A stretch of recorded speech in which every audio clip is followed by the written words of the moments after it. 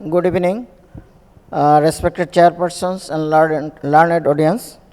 My topics is how OCT differs from IVUS, which one is superior. Sometimes OCT is superior and sometimes IVUS is superior. In most of the cases, IVUS is superior except a few situations where OCT is essential. Let us see some important cases. This is a lady of 60 years and her coronary angiogram shows left main with proximal LED disease with intermediate syntax score approximately 32 and IVUS pullback from LED to left main, and this is the result of IVUS on the left panel and on the right panel. Right panel is the ostium of the LED, that is 3.91, and on the left panel LM is 4.34. Shona jana? Achha. And this is after post dilatation, and it is on the left panel. It is, I see that post stent in the left main as well as on the right the well opposed stent in the LED ostium, and this is pullback after the pre and post stent IVUS run LED to LM. On the left panel it is pre and on the right panel is the post.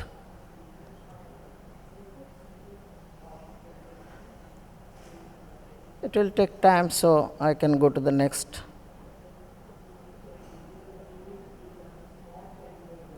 Stent has come.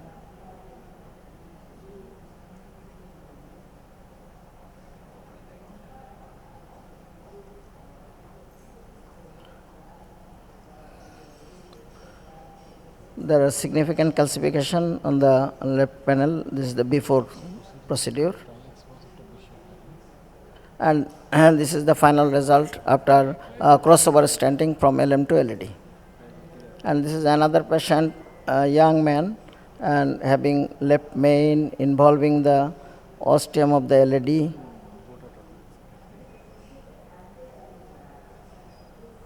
And this is once again pull back from left main, LED to left main.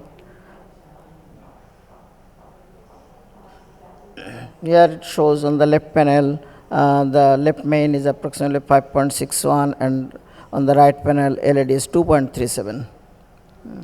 And this is after post dilatation and after stenting. On the left panel it is it showed 4. Probably it is not correct as because LM we do not accept 4. 4 is less than 6 is not acceptable. And we see the pre and post stent IVUS run from LED to LM. On the right panel you see the apposition of the stent.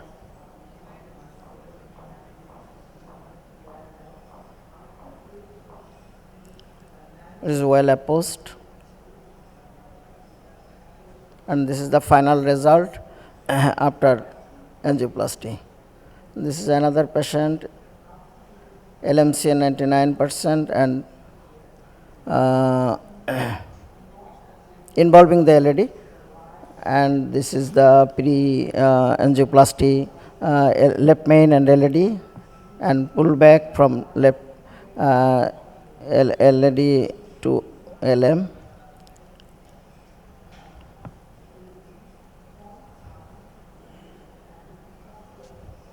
This plaque burden, significant plaque burden, and this is left circumflex, and significant plaque burden also in the left main.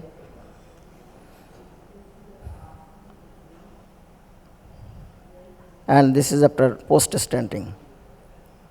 And LM post stenting, this is pullback.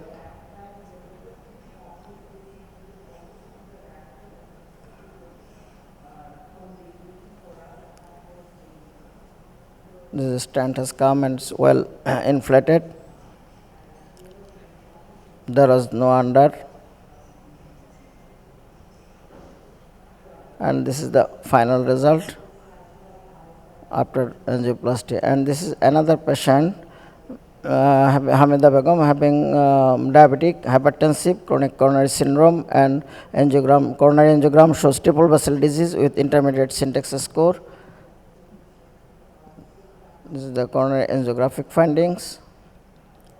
And on the left panel and upper panel, right panel, you see there are 360-degree calcification. 360-degree calcification, and after pre-dilatation, after pre-IVL run, almost 360-degree calcification. And this is after IVL. In the upper panel, you see at 12 o'clock position, at 9 o'clock, 10 o'clock position, at 3 o'clock position, at 5 o'clock position. These are the fractures. These are the fractures. And pull back after post-IVL. Here you see the fractures.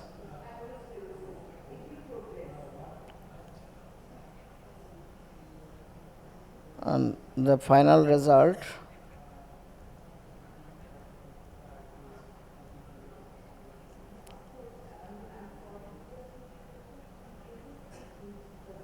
this is the final result after IVL and deployment of the stent. And this is the OCT on the left panel. This is the OCT shown of a case, and we are showing it. Before stent deployment, this is another case. You see angio co-registration, the upper left panel showing the LED, and your dot, this dot, are you seeing this dot is coming proximally, meaning that you are coming from distal to proximal, and on the right panel, pullback of this OCT run. And longitudinal view in the lower panel, longitudinal view. And after stent deployment and the distal RCA, in the lower panel in longitudinal view is you see on the proximal part of the stent only 2-3 starts looks red, meaning that there is under, and it is approximately 300 micron, more than 300 micron. Post dilatation should be necessary in this case. After post dilatation, this is the scenario. Almost disappeared. 1-2 start is there with red. And this is another case, LCX, and this you see in the lower panel. Here also in the just in the proximal part, 2-3 starts which looks red, and on the right upper panel is pullback. Stent well inflated, but just at the proximal part there is some underinflation, and we shall have to post dilate it. And this is another RCA, right coronary artery proximal part, and right coronary artery proximal part in the lower panel you see almost there is 100% disappearance of the red, meaning that it is well inflated, there is no under. And now OCT is an optical analog of intravascular ultrasound, we know, and 10-fold higher resolution than IVUS, based on polarization properties and differentiate tissue characteristics, fibrous, calcified, lipid-rich plaque, and identify thin cap fibroatheroma. And this is one angiogram. It's a gold standard for coronary angiogram. It provides two-dimensional information similar to a simple road map. And why we need for more advanced imaging techniques? We need advanced imaging technique for 360-degree tomographic imaging and radiation, contrast exposure, angiographic angulation, vessel foreshortening, cardiac transplants, calcium volume, variability in lumen measurements, anatomical variation like left main disease, osteal disease, bifurcation disease. For left main disease and osteoaortic lesion, OCT is not superior. IVUS and OCT indications, established reference vessel size, both IVUS and OCT on the right panel you see, both are same, determine the lesion length, extent of disease, examine the post-PCI angiographic anomalies, and ambiguous angiography, left main on the right panel OCT is not superior and IVUS is superior, unusual lesion morphology is same, acute coronary syndrome, plaque vulnerability, here there is superiority of the OCT over IVUS. And in most of the cases, IVUS, OCT, everything are class 2A indication. ACC recommendation is also class 2A indication. And contraindications to there is virtually no contraindication for OCT, but imaging, only contraindications to coronary angiography. If you cannot do coronary angiography, no question of imaging. And IVUS and OCT machine, both on the left panel and right panel, all of you know and have seen in our institute. And normal arterial wall, you see on the left panel, normal arterial wall by IVUS, and on the right panel, it is the normal arterial wall by OCT. And concentric mixed plaque, you see, these are the concentric mixed plaque by IVUS, and this is concentric mixed plaque by OCT. And eccentric fibrous plaque on the right panel, you see at the 3 o'clock position to 6 o'clock position, it is OCT picture.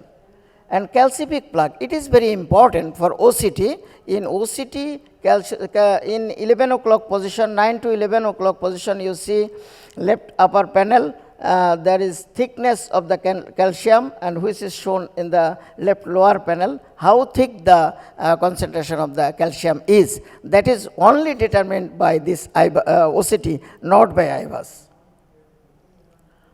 And stent malposition, you see in the upper panel and in the lower panel, very nice, nicely shown. This one on the right panel, stent malposition, it is far away from the wall. And in the lower panel, it is malposition in the IVUS.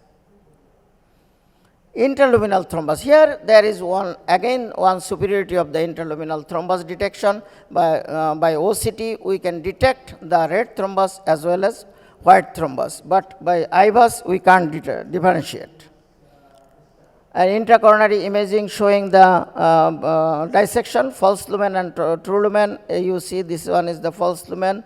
Lower panel, this is by OCT, and this is by IVUS. These are the several parameters, total vessel area, lumen area. These are the theoretical things you should have to know. Wall area and percentage of plaque area, indices of eccentricity. Optimal stent expansion. We should have to know what is optimal expansion. Optimal stent expansion defined by in a stent minimal luminal area more than 90% of the average reference luminal area, or equal to or more than 100% of the luminal area in the reference segment with the lowest lumen area. And difference between IVUS and OCT tissue penetration, OCT tissue penetration is less. In IVUS tissue penetration is more. And technology, OCT is near infrared and IVUS is ultrasound, and imaging speed pull back 20 millimeter per second OCT and 1 millimeter per second IVUS. And catheter size, OCT and IVUS almost same, 3.2 French and 3.5 French, and blood removal with contrast is essential for OCT, but it is not essential in IVUS, and that is the reason when there is the renal function is impaired. OCT, we usually do not like OCT, we usually like IVUS, and there is superiority of the IVUS over OCT in CKD patients. And you see the tissue type, fiber, calcium, lipid, red thrombus, white thrombus. In OCT, we can see particularly in calcium, it has sharp edges, low reflectivity, low attenuation. And in IVUS, very high reflectivity and shadowing, meaning that behind the calcium there will be dark. And lipid, diffuse edge, high reflectivity, high attenuation. These two are very important. If it is calcium, low reflectivity, low attenuation, and if it is lipid, high reflectivity with high attenuation.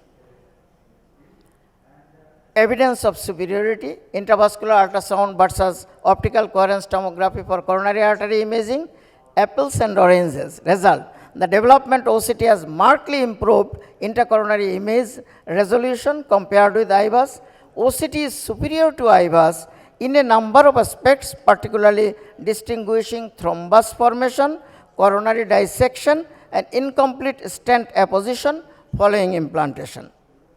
And another study, when to use intravascular ultrasound or optical coherence tomography during percutaneous coronary intervention. IVUS is superior in the diagnosis and management of patients with LMCA disease, renal dysfunction, aortocoronary ostial lesion, and CTO. And OCT is superior to IVUS in assessing the etiology of stent failure, calcific coronary disease, and Minoga. OCT guided PCI versus angiography, there are several studies. All these studies shows that OCT guided angiographic study is superior than only angiography. And optical coherence tomography versus intravascular ultrasound versus angiography once again. Optical coherence tomography provides better intracoronary visualization compared with intravascular ultrasound due to 10 times better resolution. And OCT has less tissue penetration than IVUS and is unable to visualize the entire vessel wall, especially at the diseased segment. And we hope this will be achieved based on the result of Illumina 4 and optical coherence tomography, optimized bifurcation, event reduction, and improve the impact of revascularization outcomes of intravascular ultrasound guided treatment of complex lesions. These two studies are ongoing. By these two studies, we shall be able to further tell which one is better. And so, in order for patients to benefit from either IVUS or OCT guided stent implantation, it is necessary for the interventional cardiologist to be able to fulfill three basic requirements: proper image acquisition, accurate image interpretation, which requires that images be acquired properly, and correct decision making based on accurate image interpretation.